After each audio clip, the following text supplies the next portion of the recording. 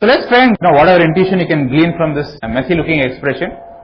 One thing is to see what happens when CGD becomes 0. See what this expression reduces to if CGD is 0.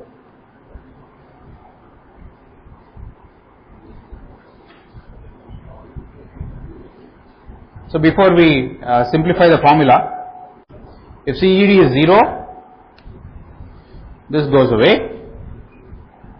I will revert back to the original form because it's easier to analyze. You should be able to look at it and tell me what the gain is. What is Vx?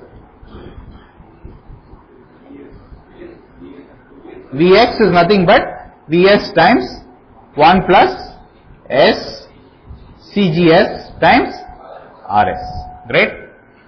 And Vx times minus, this is Vx, times Gm is the incremental drain current, and that instead of going into RL goes into the parallel combination of RL and CDB, so the gain must be minus Gm RL divided by 1 plus S CDB RL. So V out by Vs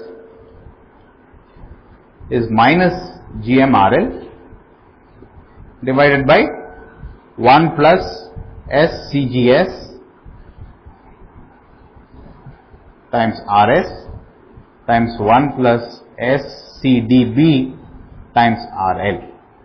And why does this expression make sense?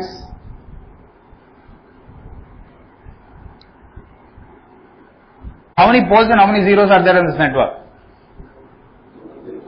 2 poles. Where are the 2 poles? They are on the negative real axis, and clearly this is the pole coming because the output impedance is the source, which is Rs, and capacitive input impedance of the transistor. This is coming because of the load resistor and the pole caused by the load resistor and CD. As we expected at DC, the gain must be minus GMRL, and clearly in this expression, if you set CGD to 0, this goes away, this goes away, this goes away. Similarly, this and this whole thing goes away. And if you do the math, you will find that you will simply be able to factorize this as a product of 2 first order terms. So the poles will be at T1, which is minus 1 over Rs times CGS, and at P2, which is minus 1 over RL times CDB. Let's stare at the numerator for some time, figure out if we can make any sense of it. Why do you think this makes sense? This comes out of the maths. This expression, when CGD is present, how many poles and how many zeros are there? There are 2 poles because the second order denominator. However, we also see a 0. Where is the 0? Is it in the left half plane or the right half plane? The right half S plane. So can we get any intuition for the 0? Why do you think the 0 is occurring? Right half plane 0 in the transfer function, and the 0 occurs at Gm by CGD. When do zeros occur? What is a 0 physically in a network? Basically, if the transfer function has a 0 at a certain point in the complex plane equal to S1, it means that if you put a complex exponential e to the S1t, the output is 0. So can you give me an instance of where you've been affected by zeros of transfer functions in real life? What happens to your cell phone when you're in the middle of an important conversation? When you're talking on the cell phone, what happens? You lose signal. What is losing signal? Why do you think this happens? The reason why you lose signal when you're talking on a cell phone is because this is the base station. You are somewhere here. The path from the base station to your cell phone is not a single path. There is something which goes, comes like this, there's a building there, something goes like this, comes like this, there's a vehicle, something hits the vehicle is moving. So, basically, it is not a single path from input to output. There are many paths from the input to output, and when you have many paths from input to output, for some magic combination of these gains, these are all complex numbers, put h of j omega. When you put a sine wave, there is both magnitude change as well as phase shift. When the input to output transfer function is not just one path but is happening through many paths, it is always possible to find some magic combination of these path gains and phase shifts which will result in the output being 0. You understand? And you have experienced this all the time. So, if you find that the signal is small, what do? You walk across half a meter and hope to get better signal. Why? How did you know that you could do this? But the theory behind this is that if you move off 2 feet, that magic combination which exactly gives you the 0 doesn't exist anymore, hopefully, and you'll be able to pick up a signal. The bottom line behind all this is that when you have multiple paths between the input and output, you will get zeros in the transfer function. You understand?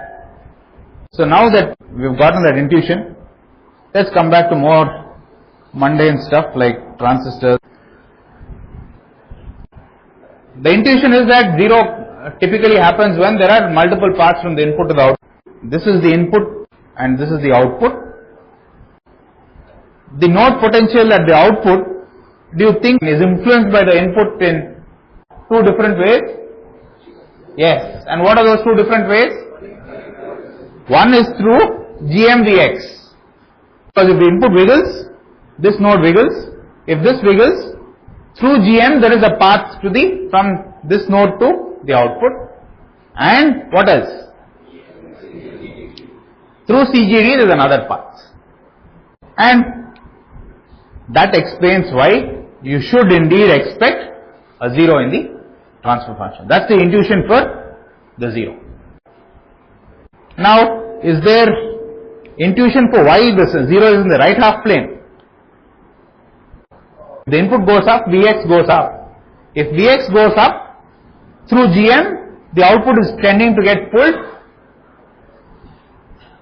pulled down. Through CGD, the output will tend to get pulled. If I yank this up through CGD, what will happen? Will this node potential increase or decrease? It will increase.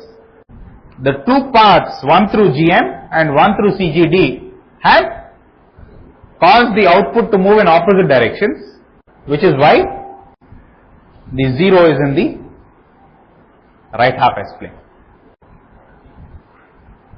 The location of the 0 is determined by the relative strengths of the 2 paths. If GM is very, very, very large, you have 2 paths from input to output and one path is very, very strong, the effect of the other path is not met at all. It's almost like having only one path. And that's what is exemplified here. So if GM tends to infinity, you see that there is the 0 goes to infinity. So that's the intuition for the numerator.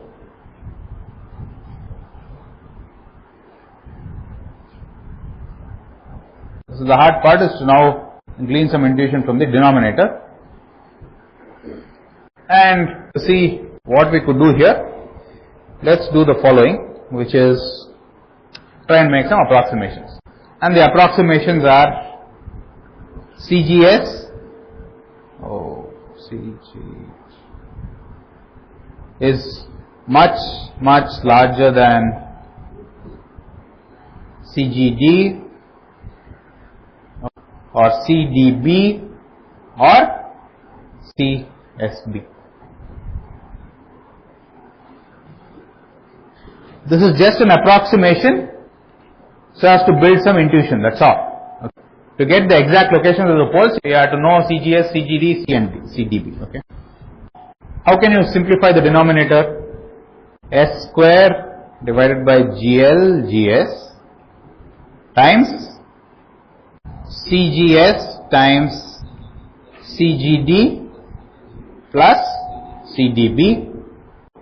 CGS is much larger than CGD. It follows that CGS times CDB will be much larger than CGD times CDB, so I am dropping that term. Plus S divided by GL GS times CGS times GL plus GL CGS plus GS times CGD plus CDB plus GM times CGD plus 1. Is that clear? Is there any other simplification we can make here?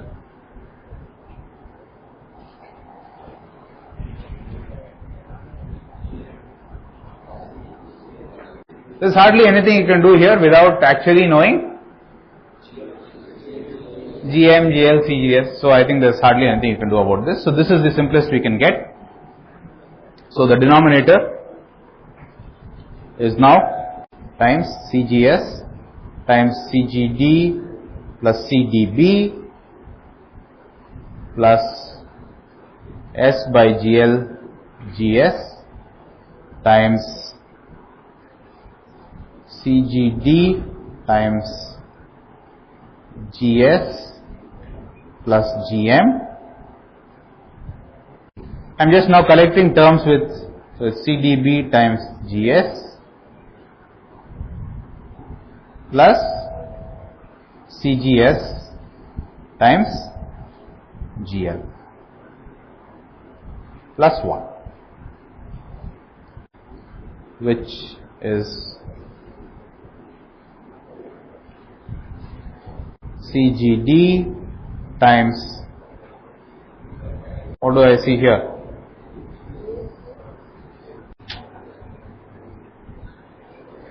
If I moved GL inside, so I have GS, so this is GS by GL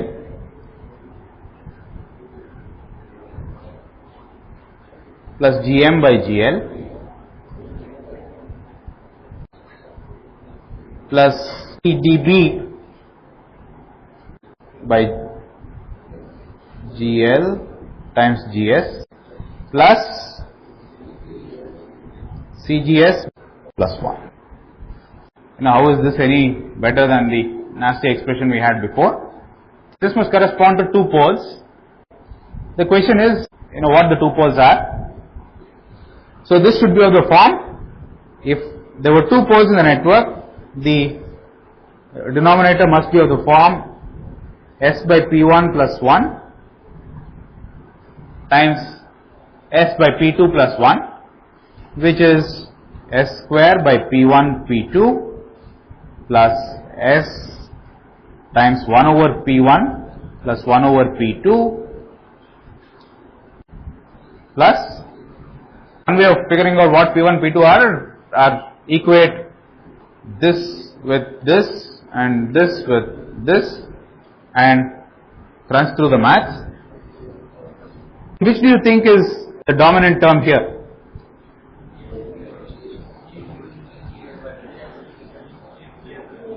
GM by GL is the incremental gain of the amplifier. Presumably you want a high gain. So GM by GL will be a very large number. And typically GS, GL are probably the same order of magnitude. So one thing you can see is that you can simplify the numerator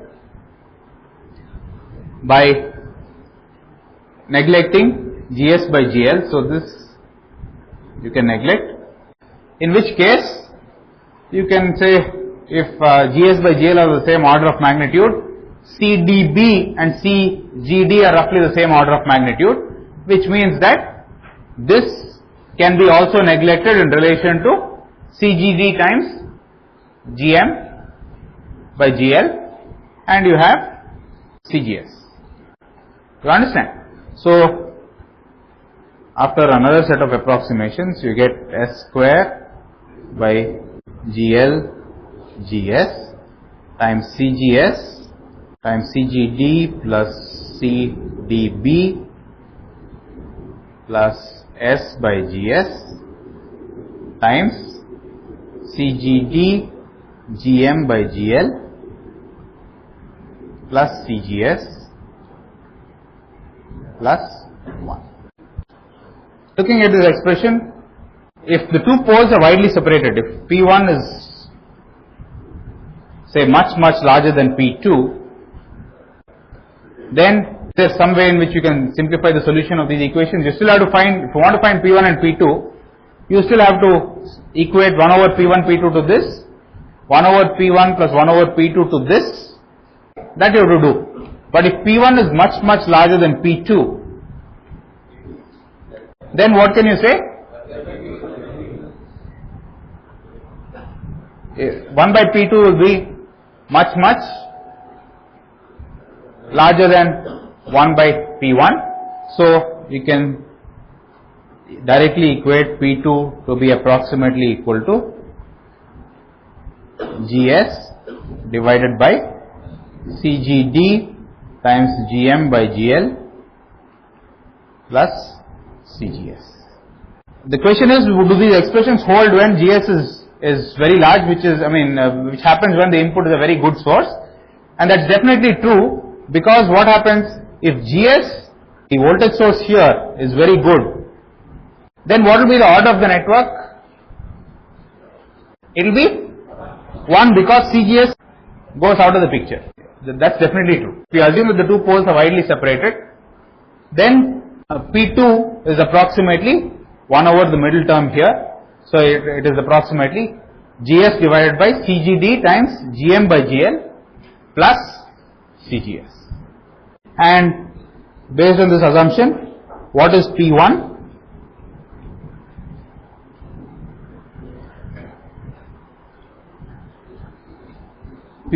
P1 times P2 is GL by GS times CGS times CGD plus CDB divided by P2, which is GS times CGD GM by GL plus CGS. Okay, so this goes away and you end up with this expression. If CGD was 0, you have two poles. One pole is coming because you have to charge CGS. Current resistance across CGS is RS. So the pole associated with CGS is 1 over RS times CGS. Now, what do we see here? Clearly, even here, if CGD was 0, the pole associated is nothing but 1 over RS CGS, which is the equivalent to saying GS by CGS. Okay.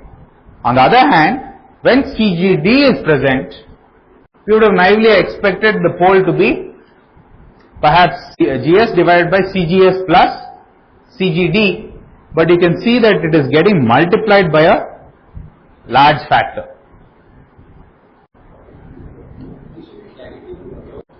And this is nothing but 1 over RS times CGS plus CGD times GM by GL. Now what I want to point out is the following important fact. Earlier when CGD was 0, we said the pole was coming because CGS was getting charged through a resistor of value RS.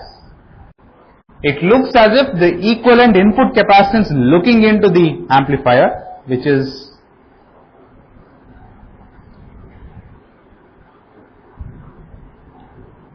when CGD wasn't around, the equivalent capacitance looking into the amplifier is simply CGS. When CGD is around, the equivalent capacitance seems to be from our maths, which is quite approximate. It is not CGS plus CGD, but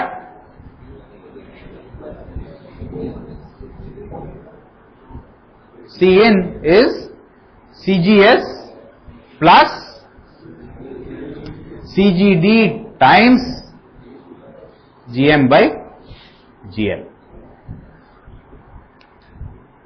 or GMRL.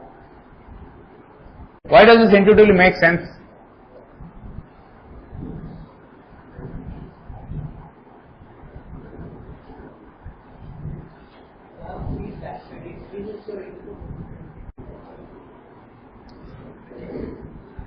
I had a network Cx, I applied a voltage V, this is the input port. What is looking in capacitance? Cn is Cx. Okay. Now, if this was Cx, if this was V and this was minus A times V, let's say you had a voltage controlled voltage source with a gain of minus A, what is Cin?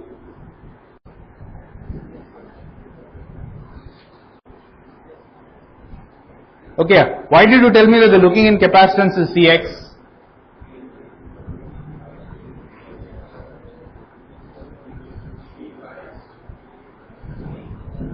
It's a silly question, yes, but why do you think the looking in capacitance is Cx?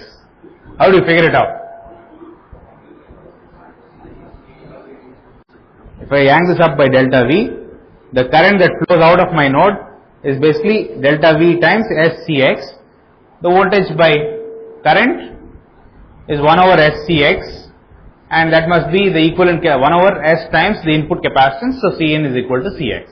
Basically, if I want to find the input impedance looking in here, I will yank it up by delta V, find what current flows, the ratio of voltage to current should be my impedance. So if this goes up by delta V, what is the current flowing in here? If this goes up by delta V, this voltage goes down by A times. This voltage is minus A delta V. So what is the equivalent voltage across the capacitor? It's 1 plus A times delta V. So the current flowing through the capacitor is 1 plus A times delta V times SCx, which means that the input capacitance Cin is nothing but 1 plus A times Cx. So please note that it is possible with controlled sources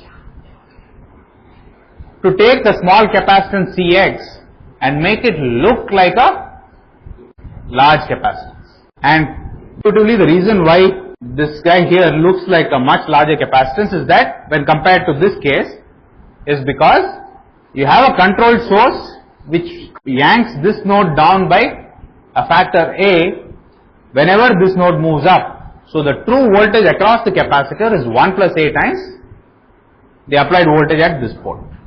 Okay. So a large current is being drawn from the input port. So equivalently the capacitance looks as if it's being multiplied by the gain. Now can you comment on what's happening here?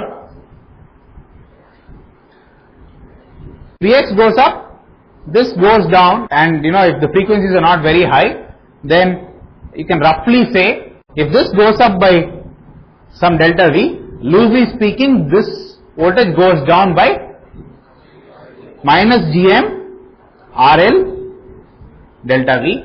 So what is the voltage across CGD? 1 plus Gm RL times delta V. And if GMRL is a large number, which is what it's going to be, it's approximately GMRL delta V. So the current flowing into CGD will be the applied voltage times SCGD times GMRL. So the equivalent capacitance looking in here, Cin, okay, is not only CGS but also GMRL times CG. Effectively,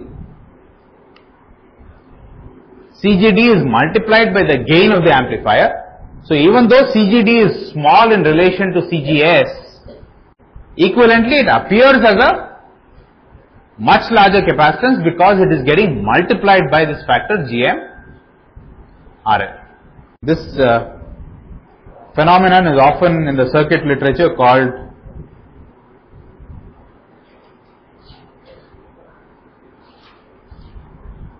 Miller multiplication.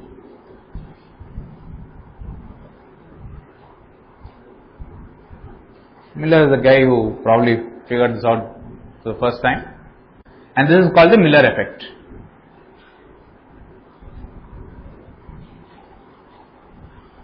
For a very approximate analysis, as we have done, this is RS, this is CGS, this is CGD,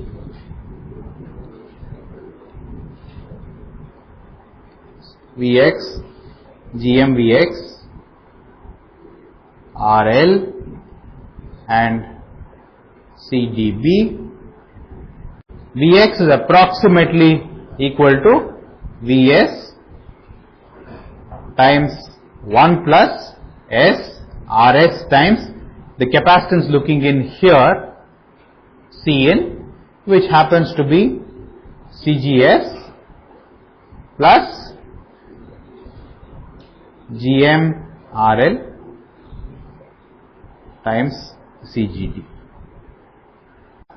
Capacitance of the MOSFET looks like not just CGS but CGS plus this big gain times the small capacitance CGD.